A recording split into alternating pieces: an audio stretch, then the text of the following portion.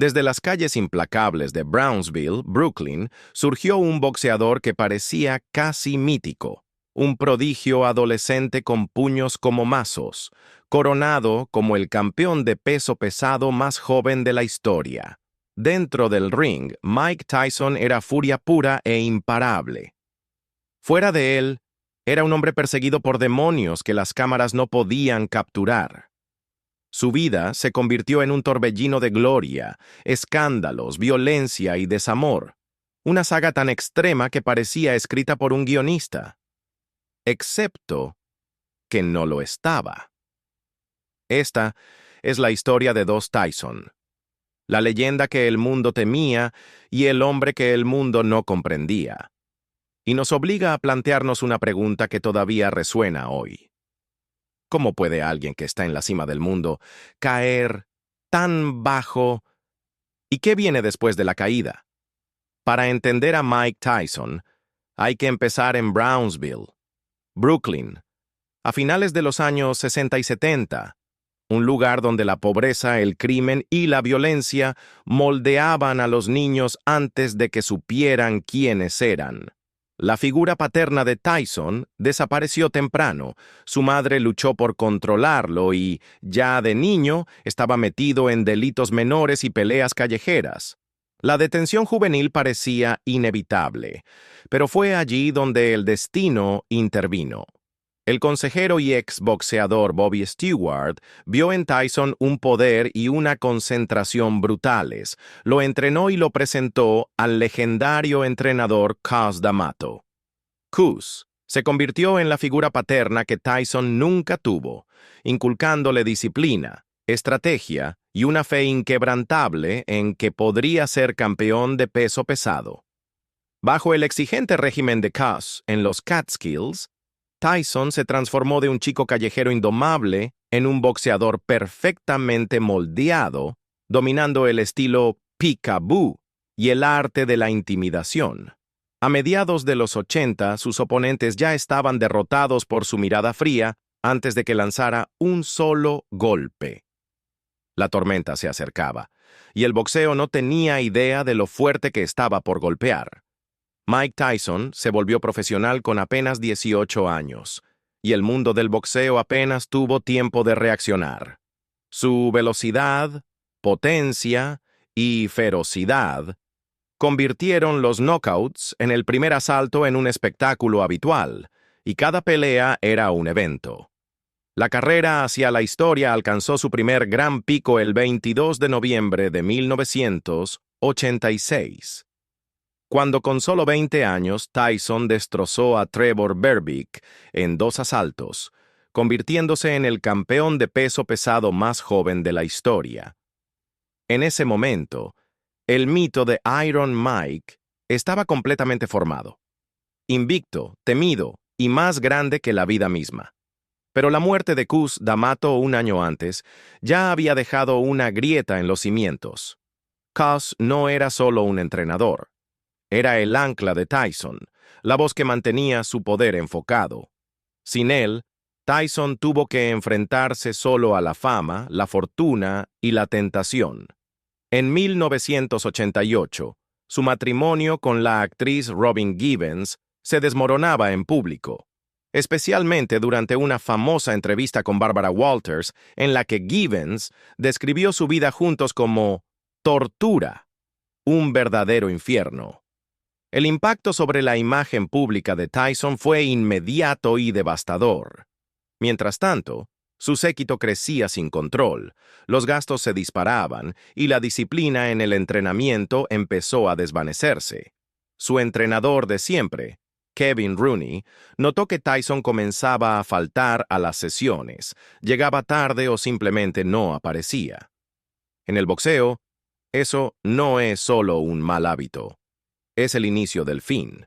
El luchador que antes aterrorizaba a sus rivales con precisión y preparación, empezaba a vivir más por el caos fuera del ring que por la gloria dentro de él. Era el 11 de febrero de 1990, y el Tokyo Dome vibraba con una certeza casi eléctrica.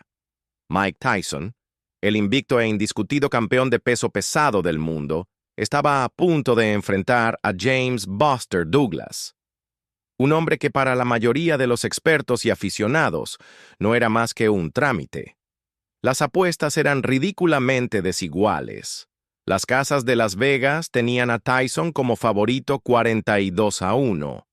La historia se suponía que sería otra victoria fácil, otro knockout rápido, otro ladrillo en el muro de su invencibilidad. Pero el boxeo, como la vida, sabe cómo humillar incluso a las fuerzas más imparables. Tyson entró a ese ring no como el luchador disciplinado y afilado que Cus D'Amato había moldeado, sino como un hombre que empezaba a perder el rumbo. Su vida personal estaba en caos, marcada por la reciente turbulencia con Robin Givens, excesos financieros y un séquito cada vez más grande que vivía más de su fama que de mantenerlo enfocado. Se había saltado partes del entrenamiento, descuidado su condición física y subestimado al hombre frente a él. Douglas, en cambio, estaba impulsado por un fuego personal. Solo 23 días antes había perdido a su madre, y peleaba no solo por un cheque, sino por su memoria. Esa clase de motivación es difícil de medir, pero en el boxeo puede marcar toda la diferencia. Desde la campana inicial, Douglas peleó como un hombre que se negaba a ser intimidado por el aura de Tyson. Usó su jab a la perfección, sacudiendo la cabeza de Tyson una y otra vez, moviéndose con una confianza que nadie esperaba. Tyson, acostumbrado a que sus rivales se derrumbaran al primer golpe fuerte, parecía desconcertado, incluso molesto, por la negativa de Douglas a retroceder. Su ferocidad habitual estaba apagada, su timing desajustado, su defensa abierta. Luego llegó el octavo asalto cuando Tyson conectó un uppercut devastador que mandó a Douglas de rodillas. La cuenta fue ajustada, polémica para algunos, pero Douglas se levantó, sacudió la niebla y siguió peleando. Esa resiliencia resultaría fatal para el reinado de Tyson. En el 10º asalto ocurrió lo impensable. Douglas, sereno pero implacable, desató una combinación brutal que terminó con un uppercut de derecha y una ráfaga de golpes que mandaron a Tyson al suelo. Por primera vez en su carrera profesional, el hombre más malo del planeta no pudo levantarse antes de la cuenta. La multitud quedó boquiabierta, el mundo parpadeó incrédulo, y así, de repente, el aura de invencibilidad se desvaneció. Ese knockout fue más que una derrota. Fue una ruptura en el mito de Mike Tyson. Las consecuencias fueron inmediatas y despiadadas. Periódicos y cadenas de televisión de todo el mundo diseccionaron la pelea desde todos los ángulos. Los analistas hablaron de exceso de confianza, preparación deficiente y del peligroso cóctel de fama y complacencia. El propio Tyson admitió después, no estaba listo. No lo tomé en serio y pagué el precio. Por primera vez desde su adolescencia, surgieron dudas sobre si Mike Tyson seguía siendo el futuro del boxeo o si sus mejores días habían terminado en Tokio. Y así llegamos a uno de los capítulos más turbulentos y dolorosos en la vida de Mike Tyson. Un capítulo que no se desarrolló en el ring, sino en el implacable escenario de la opinión pública y el sistema judicial. Es 1991, y Tyson ya es una superestrella global, pero esa fama viene con un foco tan intenso que ilumina hasta la más mínima sombra de su vida. Ese verano, una joven llamada Desiree Washington, concursante de 18 años en un certamen de belleza, acusó a Tyson de violación. Desde que surgió la acusación, los medios se abalanzaron como pirañas oliendo sangre. Tyson, antes la encarnación de la invencibilidad, de pronto se encontró retratado no como un campeón, sino como un acusado criminal, luchando por su libertad. El juicio a principios de 1992 fue un espectáculo en todos los sentidos. No se trataba solo de las pruebas presentadas en el tribunal, sino también de la teatralidad. de la forma en que el público y la prensa diseccionaban cada palabra, cada gesto. Tyson sostuvo su inocencia, insistiendo en que el encuentro había sido consensuado. La fiscalía presentó una imagen radicalmente distinta, de abuso y coerción. La defensa luchó con fuerza, pero el veredicto del jurado fue contundente. Culpable. La sentencia fue de 6 años de prisión, de los cuales cumpliría 3. Para millones de personas que lo habían ovacionado en el ring, fue una caída estrepitosa desde lo más alto. La cárcel cambió a Tyson de formas tanto visibles como invisibles. Físicamente, siguió entrenando, levantando pesas, manteniéndose en forma. Pero la electricidad, ese filo crudo que antes aterraba a sus oponentes, se apagó bajo el peso del encierro. Mentalmente la jaula era tan real como las rejas de acero. El tiempo dentro obliga a un hombre a enfrentarse a sí mismo, y Tyson admitió, después que la prisión le dio espacio para pensar, pero también profundizó su ira y desconfianza. Era un hombre en guerra con el mundo y a veces consigo mismo. Fuera de esos muros, el debate estaba encendido. Algunos veían a Tyson como un depredador que finalmente había rendido cuentas. Otros, especialmente en ciertos sectores del boxeo, creían que era víctima de su propia fama. Blanco fácil por quien era y por el dinero y atención que generaba. Ambas visiones estaban cargadas de pasión, y ninguno de los bandos estaba dispuesto a ceder. Así, la imagen de Tyson, antes la de un campeón imparable, se fracturó. Un hombre definido tanto por el escándalo como por sus knockouts. En marzo de 1996 se enfrentó a Frank Bruno en Las Vegas. Bruno, el imponente campeón británico, tenía el cinturón que Tyson alguna vez llamó suyo. La pelea fue brutal, rápida y unilateral. Tyson recuperó el título de peso pesado del CMB con la misma ferocidad que hacía parecer que la cárcel no había sido más que una pausa incómoda en su historia. Unos meses después, en septiembre, fulminó a Bruce Seldon en solo 109 segundos, sumando el título de la AMB a su colección. Parecía que el Tyson de finales de los 80 había regresado, más bajo, más robusto, pero aún aterradoramente eficiente. Pero la gloria suele invocar fantasmas, y para Tyson, ese fantasma tenía nombre: Evander Holyfield. Holyfield no era un rival cualquiera. Era el hombre con quien Tyson se suponía que debía enfrentarse años antes de que la cárcel alterara el calendario. El encuentro finalmente llegó en noviembre de 1996 en el MGM Grand. Tyson entró como amplio favorito.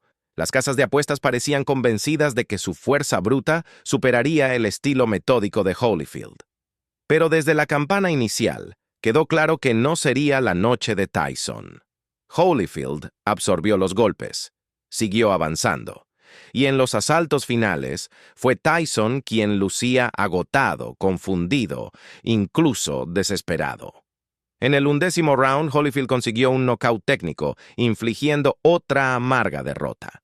La sorpresa fue enorme, pero lo que vendría después quedaría grabado para siempre en la historia del deporte. 28 de junio de 1997. La revancha. El ambiente en el MGM Grand era eléctrico, casi febril. Tyson quería demostrar que la primera pelea había sido un accidente, pero Holyfield, otra vez, controló el ritmo, frustrando a Tyson con amarras y movimientos de cabeza. En el tercer asalto, la frustración de Tyson estalló. Al enredarse, se inclinó y arrancó un pedazo de la oreja derecha de Holyfield con una mordida. El público se quedó sin aliento. El árbitro se agitó, y antes de que alguien pudiera asimilarlo, Tyson lo hizo de nuevo, esta vez con la oreja izquierda. Holyfield saltó del dolor. El ring se sumió en el caos, y Mills Lane no tuvo otra opción que descalificar a Tyson. La pelea de la mordida se convirtió instantáneamente en uno de los momentos más infames de la historia del deporte. Las imágenes de Holyfield reaccionando al dolor se repitieron sin cesar, dominando titulares de Nueva York a Tokio. Las consecuencias fueron rápidas y severas. La Comisión Atlética del Estado de Nevada suspendió la licencia de boxeo de Tyson y le impuso una multa de $3 millones. El hombre que alguna vez había sido el peso pesado más temido del planeta se convirtió en un chiste global. Incluso para los fanáticos que lo habían defendido durante los escándalos y la prisión, el incidente de la mordida fue cruzar una línea. La credibilidad de Tyson se derrumbó. Las marcas lo abandonaron y su imagen pasó de la de un guerrero incomprendido a la de un hombre incapaz de controlarse bajo presión. Y sin embargo, de la manera más extraña, esa noche también selló su lugar en la cultura pop para siempre. Fue feo, absurdo e inolvidable, prueba de que la carrera de Tyson nunca seguiría el guión de una historia de redención convencional. Es difícil ver a una leyenda tratando de ganarle al reloj, pero eso fue exactamente lo que ocurrió en los capítulos finales de su carrera. Tras el caos de finales de los 90, todavía había dentro de él un fuego terco, la creencia de que, tal vez, un campamento de entrenamiento más, una pelea más, podrían devolverle la gloria. Lo vimos regresar al ring contra rivales que, años antes, no habrían aguantado 2 asaltos con él. Sin embargo, a comienzos de los 2000, los resultados contaban otra historia. La pelea contra Lennox Lewis en 2002 fue el ejemplo más claro. Una noche en la que el hombre que alguna vez fue el más malo del planeta parecía casi humano, superado y sobrepasado por un campeón en su apogeo. Esa derrota no solo dañó su récord, también erosionó el aura que lo había sostenido por tanto tiempo. Aún así, siguió intentándolo. Hubo más combates, más promesas de redención, pero cada vez que atravesaba las cuerdas, la velocidad era un poco menor, los reflejos un instante más lentos, la resistencia se agotaba a mitad de pelea. Para alguien que había construido su identidad en la dominación, este desmoronamiento gradual fue una especie de tragedia pública. Pero la verdad es que las batallas fuera del ring fueron aún más duras. El dinero, por ejemplo, parecía escaparse de sus manos más rápido que cualquier golpe que hubiera lanzado. Mansiones lujosas, flotas de autos de lujo, tigres en el patio trasero. Los titulares lo pintaban como una caricatura de excesos, pero en realidad era una mezcla de malos consejos financieros, gastos desmedidos y la negativa a creer que los millones podían acabarse. Y se acabaron. Pronto, el hombre que había ganado más de $300 millones en su carrera estaba hundido en deudas, enfrentando facturas de impuestos impagables y acreedores en cada esquina. El costo personal fue aún mayor. Las drogas y el alcohol se convirtieron en un apoyo y una trampa, ofreciendo un escape temporal del caos financiero y de la realidad de que su tiempo en el deporte se desvanecía. La depresión se instaló, alimentándose de la sensación de pérdida. Pérdida de fama, de propósito y, en cierto modo, de sí mismo. Se podía ver en las entrevistas de esos años. Destellos de su viejo carisma y humor, pero también momentos en los que su mirada parecía lejana, como si observara recuerdos que nadie más podía ver. Por todos los knockouts que dio en su mejor momento, fueron estos golpes los que realmente lo llevaron a la lona. Y aún así, el mundo seguía mirando, dividido entre el deseo de verlo resurgir y el temor de estar presenciando el lento y doloroso final de un peleador irrepetible. Cuando Mike Tyson finalmente se alejó del ring profesional, eso no significó que desapareciera del ojo público. Ni mucho menos. El hombre que alguna vez había aterrado a sus rivales con su ferocidad comenzó a mostrar otra faceta por completo, un sentido del humor inesperado, una autoconciencia sorprendente e incluso un toque de teatralidad. Empezó a aparecer en películas, robando escenas con breves pero inolvidables cameos, y prestando su voz a programas de televisión que jugaban con su personalidad más grande que la vida misma. Luego llegó su espectáculo unipersonal, una puesta en escena cruda, casi confesional, que se sentía más como una charla en la sala de estar de Tyson que como una producción teatral. En ese escenario, no se escondió de los aspectos más oscuros de su historia. Caminó directo hacia ellos, contando al público sobre los errores, el dolor y los demonios internos que alguna vez lo llevaron al borde. En entrevistas de esa época, Tyson hablaba con una franqueza que pocos esperaban. Admitía sus problemas de salud mental, las etapas en las que se hundía en depresión y las decisiones imprudentes que le costaron caro. Yo estaba fuera de control, le dijo una vez a un reportero, y no me importaba a quién dañara, especialmente a mí mismo. No intentaba presentarse como una víctima. Por el contrario, asumía la responsabilidad del caos. Esa honestidad, combinada con una nueva humildad, empezó a cambiar la percepción pública. Tyson no pretendía ser el héroe de su propia historia. Era un hombre que seguía aprendiendo, aún intentando hacer las paces consigo mismo. Parte de esa paz vino de un cambio de estilo de vida que sorprendió a quienes recordaban su turbulento pasado.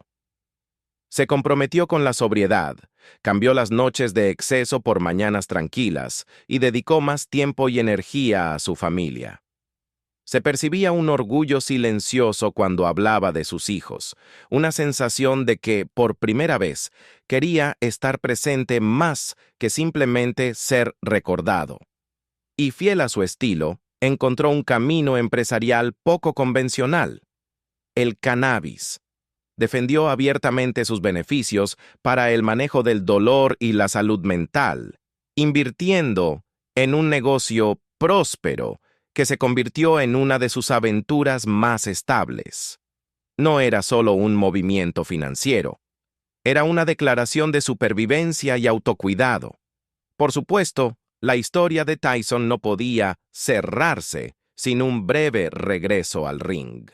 En 2020, a una edad en la que la mayoría de los boxeadores ya llevan años retirados, se enfrentó al también legendario Roy Jones Jr. en un combate de exhibición que atrajo enorme atención. No se trataba de títulos ni clasificaciones. Era una prueba de que el fuego, aunque más pequeño, seguía encendido. Y luego llegó el anuncio que sacudió al mundo deportivo. Tyson subiría al ring contra Jake Paul. Para algunos, era una oportunidad emocionante de volver a ver a Iron Mike en acción. Para otros, un riesgo innecesario, una apuesta peligrosa para un hombre que ya había dado tanto y recibido tantos golpes. El debate fue intenso, pero algo quedó claro. Tyson aún tenía el poder de captar la atención del mundo. Al final, la pregunta que quedaba no era si podía ganar, sino qué significaba realmente su legado. ¿Era el joven campeón invicto que parecía imparable? ¿O el hombre mayor y más sabio que tropezó, cayó y logró levantarse para encontrar algo parecido a la paz? Quizá, como insinuó el propio Tyson, la verdad estaba en algún punto intermedio. No soy quien era, dijo, pero ese tipo todavía vive en mí. Tal vez esa sea la verdadera redención, no borrar el pasado, sino cargar con él, aprender de él y atreverse a seguir de pie en el ring, aunque la pelea ahora sea más del alma que de las tarjetas de puntuación. La historia de Mike Tyson es una de extremos, ascendiendo de las calles a la gloria mundial, cayendo en desgracia y, de alguna forma, encontrando el camino de regreso. Es tanto una advertencia como un testimonio de resiliencia, un hombre cuya pelea continúa mucho después del ring. Pero, ¿tú qué opinas? ¿Leyenda redimida o para siempre marcada por su pasado? Déjalo en los comentarios y no olvides dar like, suscribirte y activar la campanita para más historias como esta.